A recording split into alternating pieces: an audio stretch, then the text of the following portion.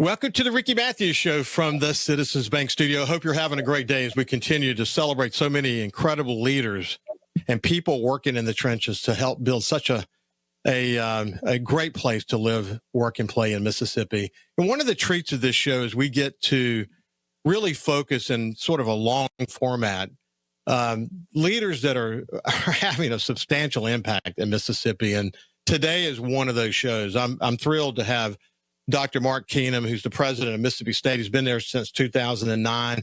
He has an incredible journey that led him into this role, and he's been such a leader on so many levels. We talk a lot about the role that universities play today, the direct connection that the universities have to our economic development success in Mississippi, and it goes way further than that. You think about the changing nature of the sports arena on the collegiate side. It's pretty dramatic what has happened over the last couple of years. And you deep dive into that, and you see the incredible role that Dr. Keenum has played in that regard.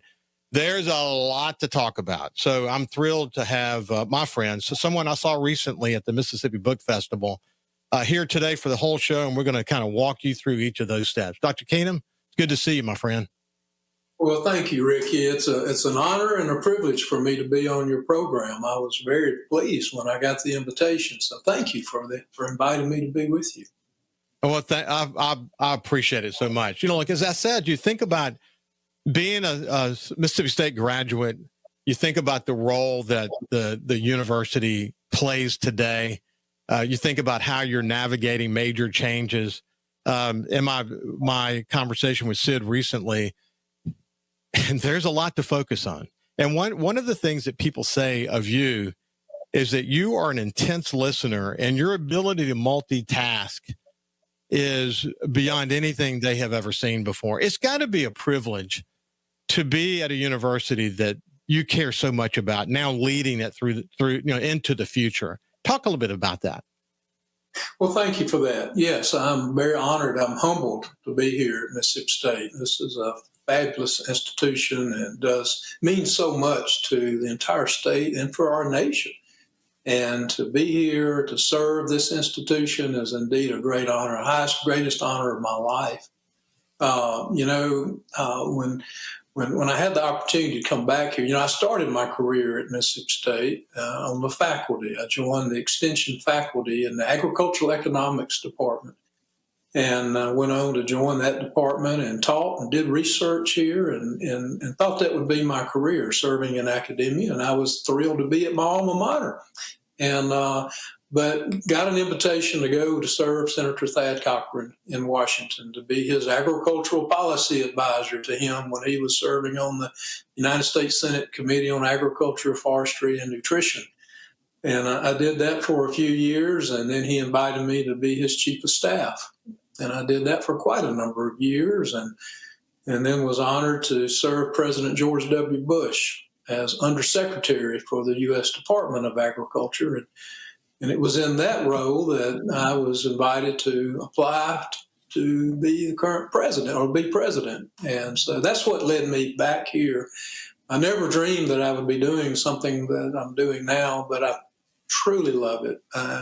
This institution has meant so much to me personally. I wouldn't be the person I am today if it hadn't have been for Mississippi State. And it's the people here. And I want that for all of our students that come here, to have a great experience, to get a world-class education, to equip them to be leaders in our state and in our nation, to make an impact, a positive impact for our future. And that's what I feel passionate about in what we're doing to serve our state of Mississippi. So it's been a great journey. I'm blessed. You mentioned me being an intense listener. I learned that from Senator Cochran. He taught me to be an eloquent listener, and I never forgot that. And so he taught me so much. He taught me how to really deal with people. He taught me how to make decisions. I keep a picture. In fact, I have two pictures of Senator Cochran on my desk. And quite often when I'm confronted with making decisions, and, sometimes decisions are easy, sometimes they're very difficult. And usually when I'm dealing with something that's challenging, I'll kind of look at one of those pictures and think through how he would make a decision. And that's helped guide me during my tenure here at Mississippi State. Yeah, there's a lot of places to go. I just one quick observation before I kind of move back in time a little bit, and that is I feel I had the opportunity as publisher of the Sun Herald to sit on a number of occasions with Thad Cochran, both one-on-one and in the editorial board meetings. Perhaps you were in some of those meetings along the way. But what I remember about him is how gracious he was and how focused he was and how much he cared. And he was a great listener for sure. And after Katrina, when we visited, how committed he was. I mean, I have never seen a man more committed. And, listen, there were so many important players. We know the story well. It would take us multiple shows to talk about it. The number of people in so many different walks of life on every dimension of our recovery that played a significant role. I mean, a significant role, from Haley Barbour to Thad Cochran and many points in between. But his leadership was, and by extension yours and your staff, after Katrina. I mean, Haley talked about it in his book, but a book could have been written just about that. I mean, what an amazing moment to be in his administration. Yeah. Well, for our state to have had to go through such a devastating disaster as Katrina, we could not have been more blessed than to have leadership in our state with Governor Barbour and others. Jim Barksdale, who stepped up, as you know, to help lead the recovery efforts, and yourself, you as well, and all that you did in the recovery efforts. But at the national level with Senator Cochran, he was the chairman of the Senate Appropriations Committee, the committee that provides all the funding for our federal government. And of course, he exerted his authority and his powers of influence to ensure that we got what we needed to rebuild and recover from the Katrina disaster. And I shared at the book festival the fact that he and I came down just 2 days after the hurricane and took a tour on a helicopter and saw just the unbelievable devastation, and met with Governor Barbour that afternoon, that evening, and went back to D.C. And the very next day, he was on the Senate floor with the resolution for the first allocation of billions of dollars in the recovery effort. And then we worked very, very closely with Governor Barbour and his team and the recovery team and Mr. Barksdale and others to make sure that we were going to get what we needed. And Senator Cochran was resilient. And he pushed back pretty aggressively with the administration on some proposals that originally came out. He said that wasn't going to work, and he was adamant. And of course, he had the authority in his role as chairman to make sure that we got what we needed. And again, having Governor Barbour with his political savvy and relationships on Capitol Hill and his understanding of the legislative process and the appropriations process, he helped us navigate through this like a surgeon, surgical procedures. Yeah. And it was I think back on that, and it seems like a million years ago, but it's just 20 years ago. And so much, and you look at the Gulf Coast today, and when I would be down there at the headquarters there at the Isle of Capri, and just how are we going to recover from this? I mean, I'm standing around rubble and the bridges are gone and just infrastructure. And how in the world? But my goodness, through the efforts of great leaders and commitment and the resiliency of the people of coastal Mississippi, it's amazing today to see where we are and where we were, but it's a great testament to the great people of the Mississippi Gulf Coast. And, as a leader, as you know, I've finished a book. We're in the editing process about finding hope. And there's a section in the book that talks about giving back to the community and the role we have in volunteerism and the role we have about getting into the trenches and whatever. But the lessons that we learned about that in the wake of Katrina, for me personally, was a life-changing experience. And the way you just described it, it was a life-changing experience for you, because what we learned is when the going gets tough, I mean, we all get going, and leaders truly emerge. And we don't have time to go into all of this, but it was ironic that I ended up as the publisher of the Times-Picayune and president of NOLA Media Group, because I got to see it from the Louisiana side. And one of the things I always said after the storm is that people would try to pit Mississippi against Louisiana. And we said, whoa, stop that. I mean, Mississippi doesn't recover, especially the coast, if New Orleans doesn't recover. We're in this thing together. I remember Senator Mary Landrieu asking for, I think it was $250 billion, and the chilling effect that created and the recalibration that had to occur in collaboration with, I'm sure, you and your staff and Senator Thad Cochran and Haley Barbour, and the work that you guys did actually helped Louisiana too. It's an amazing leadership. Well, no question. Yeah. You know, you look at the leadership, not to be disparaging in any way, but Mississippi had the premier leadership. And yes, the great citizens of Louisiana, they definitely benefited from the good work of Senator Cochran and Governor Barbour, because it was through their influence that the entire package was approved. And so they benefited from these leaders. Welcome back to the Ricky Matthews Show from the Citizens Bank Studio. We're visiting with Dr. Mark Keenum, the president of Mississippi State University. As you can tell from that first segment, there's a lot there. And, you know, Dr. Keenum, one of the things I think about, and it certainly applies to you very well, when I look back in my career, I don't know that I did many job interviews in my career. It was about these intersections that occurred where I was able to learn new things and meet different people that had literally the ability to turn my career in different directions. If you were to go back in time and talk to the young Mark Keenum, the one that was, you know, planning to go to Mississippi State, and you were to have a conversation with him today about these intersections that occurred in your life that brought you back to Mississippi State, he wouldn't have believed you, would he? No way.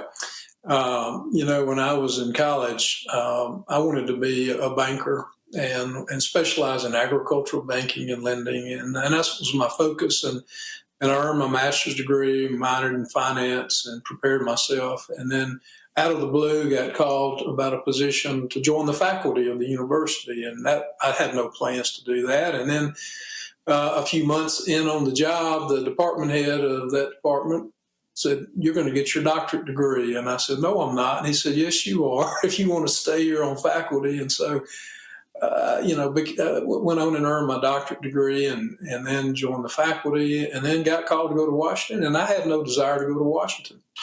But Dr. Zacharias, Donald Zacharias, was our university president. He felt strongly that I should go serve Senator Cochran. He said it would be good for me as a young faculty member, but it would be good for the university if I was up there working with Senator Cochran. And then that just opened up all types of opportunities for me. So my advice to myself would have been to be open and open-minded, to believe in myself, to have confidence in myself that I really didn't have, that I could do these type of opportunities. And so you can do so much that you don't really think you can do. But when you're given opportunities, you can amaze yourself at what you can accomplish in your life. And, of course, have a good educational foundation. And I was blessed through my education at Mississippi State. But I also tell young people that your path in life is your education. Yes, that's the foundation. That opens doors of opportunity. But your ultimate success and where you go in life is your values. And, you know, here at Mississippi State, we emphasize our core values of integrity, honesty, in your dealings with others. Have a good work ethic. Always strive to do your very best at whatever you set out to do. And just be respectful of other people. Have a reputation of being the kind of person that other people just enjoy being around, because you're so thoughtful and kind and considerate of others. And if you can live your life with those values of integrity, good work ethic, respectful of others, and you've got a good, solid educational foundation, you can do anything in the world. You'll have people tripping over themselves to open doors of opportunity for you. So that's our message to our students at Mississippi State as they're matriculating through their time and their studies here at Mississippi State, but we want them to stay focused on how they live their life and be leaders of tomorrow and be the kind of people that others seek out for their organizations or their institutions or their businesses or their law firms or their hospitals or wherever their career paths take them. But that's what we strive to do our best here at Mississippi State for all of our students. Dr. Keenum, I am convinced that the kind of economic development that's happening in Mississippi is really one of the keys to the future of Mississippi. There are a lot of reasons that's true. I've been writing a lot lately about coastal Mississippi, already an economic engine for Mississippi because of shipbuilding and Chevron and Stennis and gaming and all these pieces. I think I've determined that there's over 90,000 direct and indirect jobs just tied to government and gaming. So I've been really pressing for us as a region to get our regional act together and to be much more aggressive, sort of in the same way that Northwest Florida is and Savannah is and the Golden Triangle is, much more proactive. And so I'm urging us to do that and to diversify this economic engine for Mississippi. You look at the success that Mississippi is having. I mean, just take the Golden Triangle as an example and the partnership that Mississippi State has with the Golden Triangle. And then you sort of layer that on top of the challenges that are maybe the trends. Let's put it this way, maybe the big trends in universities today. And that is the rise of AI, the whole notion of career-focused programs. You think about, just look at Ingalls. Some of their biggest challenges is as an aging workforce and the number of employees that are retiring and the need to build that skill set in the younger staff and bring them along. But the ability for a university, as you guys have done, to connect to the needs of this state in a way that not only helps the state grow, but provides opportunities to students. That sounds good, but it's true, isn't it? It is, no question. You know, we have a complete statewide mission to serve Mississippi, and we take that responsibility very seriously.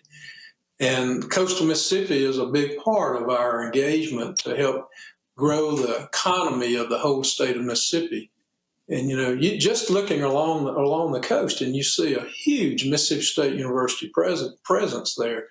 You know, we have a great academic partner with Mississippi Gulf Coast Community College, Dr. Mary Graham, and I are very close friends personally, but she's an innovative higher education leader, and she's a wonderful partner for us. She wants to make a difference, not only for the Gulf Coast, but she knows what she's doing is going to impact the entire state. And so I love partners like that. And so, you know, we were thrilled, about a decade ago when we partnered with Mississippi Gulf Coast to bring engineering to the Gulf Coast. And we have our campus there in Goshen, which is the Jackson County campus of Mississippi Gulf Coast Community College, where we're educating the next generation of engineers right there on the Gulf Coast, where these young people and working adults are earning a valuable degree in mechanical or electrical or industrial engineering.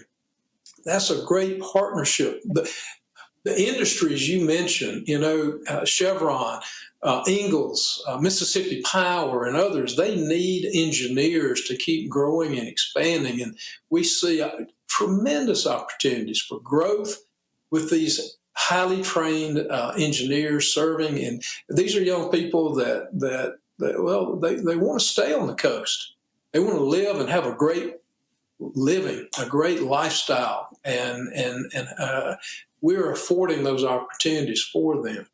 You know, we broke ground. Governor Reeves and I were down back in August there in Biloxi with the leadership there of that community and the Keesler Air Force Base, commanders of the base, where we're building a new cybersecurity center right there in Biloxi. This is going to be a state-of-the-art center that will serve the entire state of Mississippi. With cybersecurity training for all state agencies, helping them have their cyber defenses because they're always under attack. Our IHL systems, our community colleges, school systems, we're going to be doing that training there and partnership with the Air Force. We've had a wonderful relationship with the Air Force and Gulf Coast Community College in helping to train the airmen and women for the entire United States Air Force in cybersecurity. And so this new facility will afford us even more opportunities to training these young men and women in the military to be out there defending our nation from cyber attacks and earning their degree along the way through Mississippi Gulf Coast Community College, the Community College of the Air Force. These young men and women can get their associate's degree, and then they're deployed for service all around the world. And they can continue to earn their bachelor's degree through Mississippi State University in cybersecurity, all paid for by the United States Air Force. Right there, it all started at Biloxi at Keesler Air Force Base. This is an example of wonderful partnerships with local communities. The state and the United States military can have a huge impact for the whole state of Mississippi and for our nation. You know, we have a presence, we have a campus at Stennis. We have our Mississippi State University Science and Technology Center at Stennis Space Center, and working with the National Oceanic and Atmospheric Administration, our Northern Gulf Geosystems Research Center. It's a massive facility there at Stennis.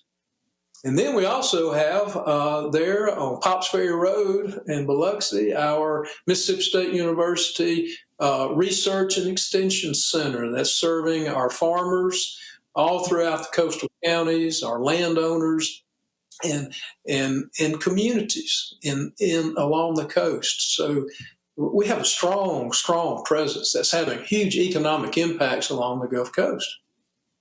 And we have these kind of things happening all across the state. And when you start to sort of get your head around each of these buckets, you understand why I said of Dr. Mark Keenum that he has to have the ability to compartmentalize or he would go crazy. I mean, being able to draw up these files and make these conversations as valid as he is a real indication of his leadership. When we come back on the other side, we'll continue this part of the conversation, but we're also going to talk about the changing face of collegiate sports. We'll see you after this.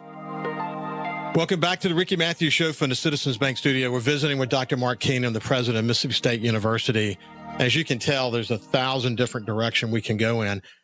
Just a quick comment. I was touring a Navy ship down at the Port of Gulfport many years ago with the president of Tulane. And one of the things he observed is he said, four-year universities tend to go where the population is. And he was always fascinated that we didn't have a four-year university actually located in coastal Mississippi. Short of that, the kind of things that you're talking about, with what's happening at Stennis, with the cybersecurity, with the partnership with Mississippi Gulf Coast Community College, is a way to bridge that gap. So I congratulate you on that and encourage you to look for more opportunities to be able to do that. A quick note about Mississippi Gulf Coast Community College. I graduated from Mississippi Gulf Coast Community College. I've always been a strong supporter. Mary Graham, I would call her a friend as well. I've watched her very closely. Obviously, she's been on the show many times. I remember talking to her about what is essentially a living document. When I say a strategic plan is living, it means that it's not ever set in a moment. I mean, something could happen tomorrow that would change it. And their adaptability around that and their willingness to reach out to all of the stakeholders has really changed the education system at Mississippi Gulf Coast Community College. Why they have some of the best programs in the entire United States. I mean, this is real. When you look at over 50% of their students are non-traditional education, focused on letting them get out after a 2-year degree and be able to really hit the job market and to be prepared for, going to more advanced education at places like Mississippi State. It is an indication of what it looks like to adapt, isn't it? It is. Well, I'm glad you touched on that. We recognized that a few years ago that we in higher education were failing students opportunities, because you have students who go to one of our many community colleges and in the state, and they get an Associate of Applied Science, a 2-year degree. It's a technical degree. And they go get a job, and then they decide, they want to advance in their company or their business, and they need higher education. earn a baccalaureate degree, well, they would have to start all over as a freshman. It's a big deterrent. So we worked with our creditors, SAC-COC, and my board of trustees. This was in 2019. And we developed a new pathway for those kind of students to be able to continue their education towards a baccalaureate degree without having to start over. We could accept all of those technical credit hours. That was a game changer for hundreds of students who've now come through the process to give these individuals an opportunity to earn a baccalaureate degree. We now have over 40 curriculum at Mississippi State University that students can choose from, and they can earn these degrees online. They don't have to quit their job. They've gone to Gulf Coast Community College. They've earned a technical degree. They've gone to work at Ingalls Shipyard, and they want to ascend and take on management or supervisory roles. They need more education. And well, there we go. And we now have created that pathway. In fact, I was with Carrie Wilkinson just over a year ago. She's now Newport News, but when she was heading Ingalls, we signed a partnership at Ingalls for their employees who have an associate's degree from Gulf Coast Community College. They can enroll at Mississippi State, stay there working at Ingalls, and earn their bachelor's degree. And it can be in industrial technology, engineering technology, cybersecurity, on and on. And it's just been a great, great opportunity for these individuals. These are things that are helping us change the framework for these individuals, not just along the coast, but for the whole state, but especially along the Gulf Coast. Well, look, this is an example, and we could do a whole show about this, but this is an example of making education accessible and being flexible and all of that. There's so much to talk about around that. I would be remiss if I didn't speak to the enormous success you have in raising money, and both in terms of just looking at your record fundraising activities in this year, but also what's happened with the endowment. I mean, you can never have enough money, but the support that you're getting in that effort is really, really important, isn't it? We've been truly blessed. The last several years, we've really seen just record levels of giving. This year, we set a yet all-time record for the whole state of Mississippi, over $260 million, over $250 million that we raised just this past year. Our endowment, as you mentioned, is now over $1 billion. That's something that's been a high priority for me personally and for our team here. And we've met that goal. We want to keep adding to that. These dollars that we're raising go primarily to support our students through scholarships and making college at Mississippi State more affordable for our students and the families. And it just warms my heart that we see such generosity from our alumni base and from the many friends who believe in what we're doing and want to invest in us. And it's tremendous. And I've been very, very blessed. Listen, Mississippi State's impact comes out in so many different ways. I spent a lot of time in the Mississippi Delta. I have Delta farmer friends. So many of them went to Mississippi State, are being somehow helped by Mississippi State in so many different agricultural programs, whether it's testing seeds and all the DNA stuff that's happening in that area. On my outdoor show, I don't think I talked to anybody. There may be a few exceptions who didn't go to Mississippi State, whether we're talking about someone involved in white-tailed deer biology. I obviously think about Drew St. John and his endowment of the white-tailed deer program at Mississippi State and his terrific leadership in the state. But he's an example of so many others like him. But the role that you're playing, you were already kind of applying, because, this land grant university was already incredibly connected to Mississippi and doing a lot of the things that we're talking about. But you've taken that across the university in a way that has helped you sort of, address challenges that universities, across the United States are dealing with today. And you've done a great job of that. But you operate from a foundation of having done that for a lot of years, don't you? Well, that's our mission. And, there's no other organization in the state that does more on a daily basis to help expand and grow and serve the state of Mississippi than Mississippi State University, and we take great pride in that.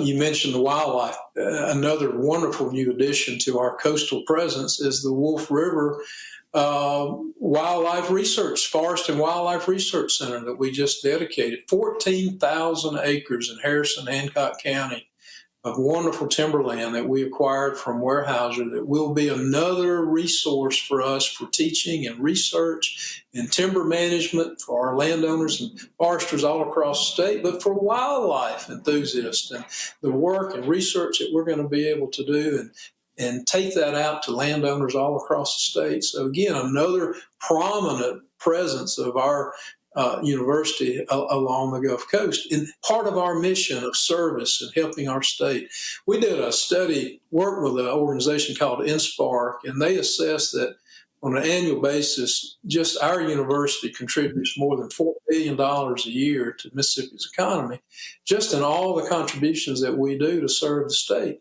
That's huge. That's significant. Yeah. And then for every $1 that we receive from state, generates $25 in income back to the state of Mississippi. So we view ourselves as a major economic engine for the whole state of Mississippi.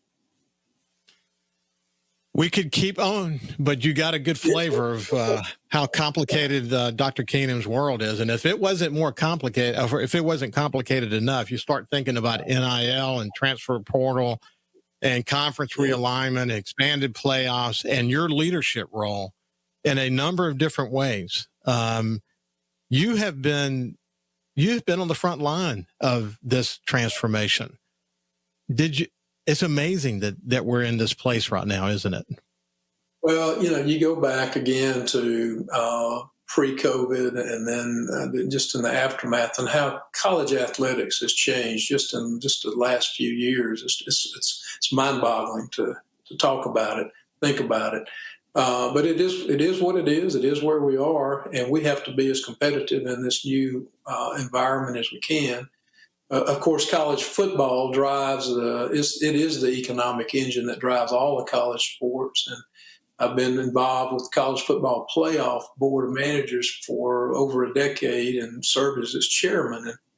And I was very pleased a few years ago we were able to finally get the votes to expand from 4 teams to 12 teams. And we're actually having conversations about further expansion beyond 12. And so you're going to see continuing evolution of college athletics.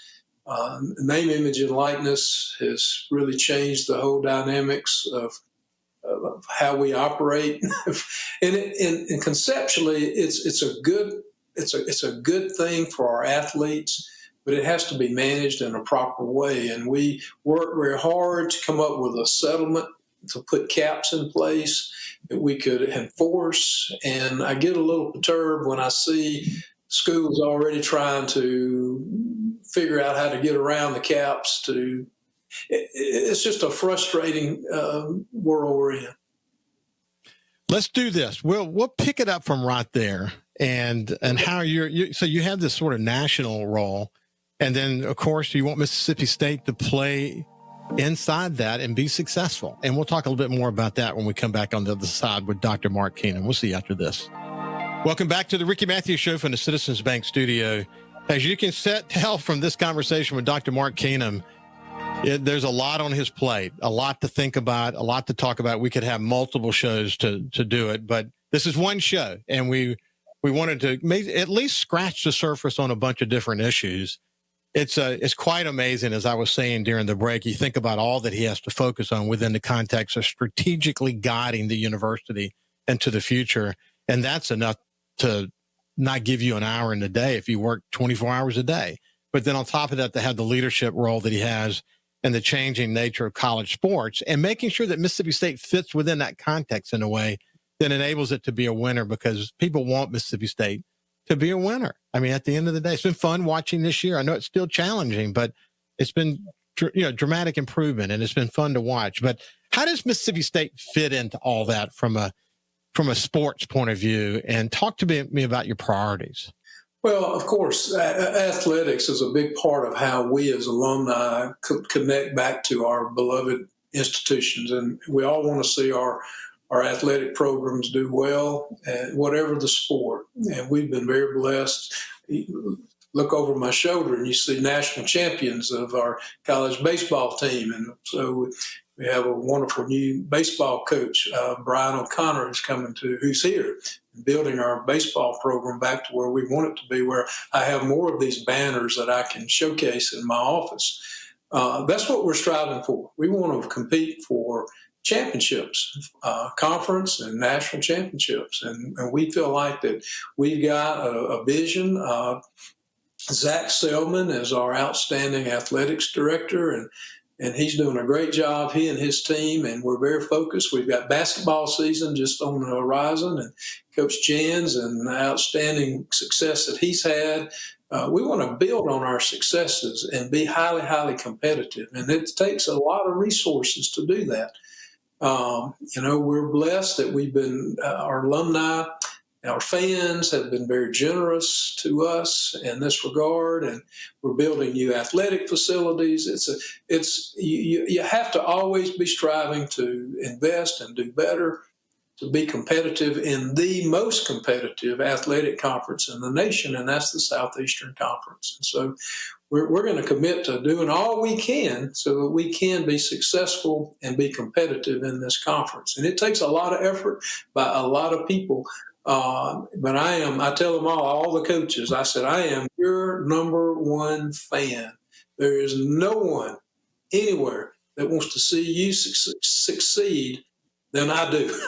And so I'm committed because I grew up ringing the cowbell as a young boy coming to Mississippi State football games. Been doing it practically all my life. And so I love supporting Mississippi State athletics, and will do everything in my power to help it be successful. Well, there's a lot of, there's a lot of change related to collegiate sports that will continue as we continue to fine tune things and all of that. To some extent, having a leadership role at the national level gives you the opportunity to sort of work shoulder to shoulder with your AD to make sure that you're always on the cutting edge. That's a real benefit, isn't it? Well, to have Mississippi State sitting at the table with presidents and chancellors from some of the most elite schools and athletic programs around the nation, and all the commissioners of all the conferences, and for me to be there and serve as the chairman of the board. And it's not so much me personally, but Mississippi State University has a seat, a leadership role to play, and a voice, a very prominent voice. And so I'm honored to have that seat, but it's more for Mississippi State and for the state of Mississippi to be at that level. We've wrestled with lawsuits and challenges. We've got a settlement that's in place that we worked on for 3.5 years. And we now have a college sports commission. We have a new commissioner, Brian Seeley, who is charged with trying to govern NIL and govern these revenue share caps that we've all agreed to, and to impose fines and penalties. And I want strong fines and penalties.